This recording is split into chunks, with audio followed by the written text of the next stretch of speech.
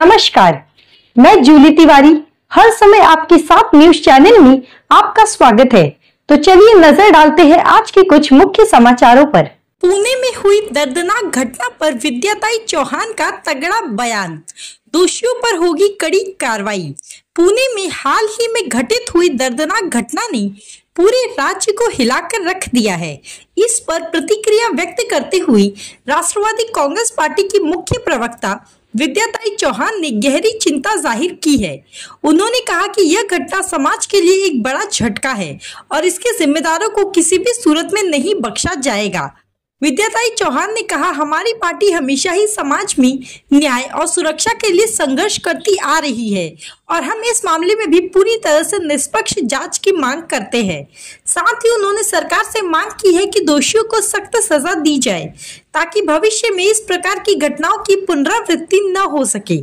विद्याताई ने प्रभावित परिवारों के प्रति गहरी संवेदना व्यक्त करते हुए कहा कि उनकी पार्टी पीड़ितों के साथ खड़ी है और किसी भी स्तर पर उनकी मदद की जाएगी। यह बयान ऐसे वक्त में आया है जब राज्य भर में इस घटना के खिलाफ गुस्सा फूट पड़ा है और लोग न्याय की उम्मीद कर रहे हैं। अत्यंत धक्कादायक बातमी आता कळलेली आहे की राज्य सरकार शक्ती विधेयक मागे घेणार, म्हणजे पुरुषांना सुरक्षित करणं हाच हेतू यामागचा आहे का, असा प्रश्न सरकारला विचारावासा वाटतो। आज जो आपण पुण्याचे जे अत्याचार झाले त्याच्याविषयी गृहमंत्री योगेश कदम असतील, सावकारे असतील, यांनी जे वक्तव्य केले ते इतके धक्कादायक आहेत। एखाद्या स्त्रीवरती जबरदस्ती अत्याचार होणं यासारखी दुर्दैवी दुसरी घटना तिच्या आयुष्यात असूच शकत नाही आणि अगदी प्रियकराने काय, नवऱ्याने काय जोर जबरदस्ती करणं हे सुद्धा निषेधार्ह असताना असं बेजबाबदार वक्तव्य राज्यमंत्र्याच्या पदावर बसून करणं म्हणजे खरोखरच त्याच्याविषयी आता चीड निर्माण झालेली आहे। त्या बसमध्ये, त्या बंद बसमध्ये त्या मुलीमध्ये आरडाओरडा केला असेलही, तिच्या तोंडात गोळा कोंबला असेल, तिला चाकू दाखवला असेल, चाकूचा दाग दाखवला असेल, म्हणजे सार्वजनिक ठिकाणी असं सावध झेरून तिच्यावरती अत्याचार करणं हे होऊ नयेत म्हणून याच्यावरती काही उपाययोजना करणार की नाही मंत्री महोदय?